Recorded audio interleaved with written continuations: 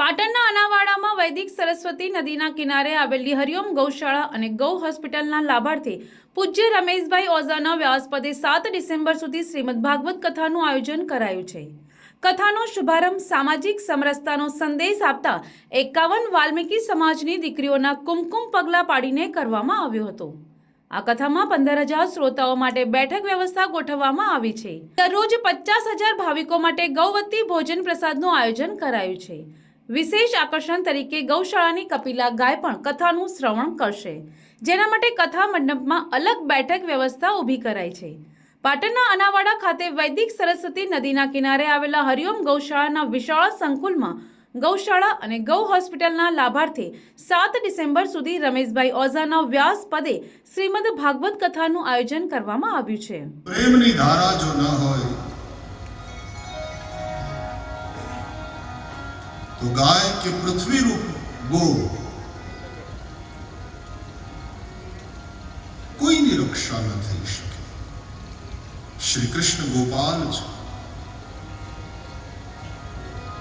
અને દેવી રાધા કૃષ્ણ જેની પૂજા કરે છે એવી વિશ્વ માતા સર્વદેવમયી गौ माता ने प्रणाम। कथा में उपस्थित અને જેમના કરકમલોથી દીપ પ્રાગટ્ય સાથે આપણે આ ભાગવતી યાત્રાનો પ્રારંભ કર્યો છે એવા સૌ વંદનીય સંતો, વંદનીય વિપ્રવૃંદ, आप सौ भगवत कथा प्रेमी भाई बहनों, आ कथा साथे ત્યારબાદ દીપ પ્રગટાવીને કથાનો પ્રારંભ કરાયો હતો।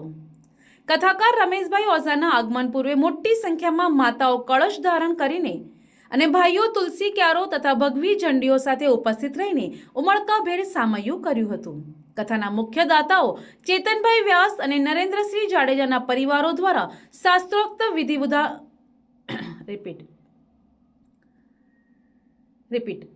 કથાના મુખ્ય દાતાઓ ચેતનભાઈ વ્યાસ અને નરેન્દ્રસિંહ જાડેજાના પરિવારો દ્વારા શાસ્ત્રોક્ત વિધિ વિધાન મુજબ પૂજા વિધિ અને આરતી કરવામાં આવી હતી। આ વિધિ પૂર્ણ થયા બાદ કથાકાર રમેશભાઈ ઓઝાના સ્વમુખે શ્રીમદ ભાગવત કથાનો પ્રારંભ થયો હતો। આ પ્રસંગે મોટી સંખ્યામાં સાધુ સંતો, મહંતો સહિત ભાવિકો ઉપસ્થિત રહી ભાગવત કથાનું શ્રવણ કરી રહ્યા છે। શ્રદ્ધાળુઓની સુવિધા માટે જીમખાનાથી કથા સ્થળ સુધી વિના મૂલ્યે વાહનોની વ્યવસ્થા ગોઠવવામાં આવી છે। આ ઉપરાંત દરરોજ 50,000 ભાવિકો માટે શુદ્ધ ગાયના ઘીમાંથી બનેલા ભોજન પ્રસાદનું આયોજન પણ કરાયું છે।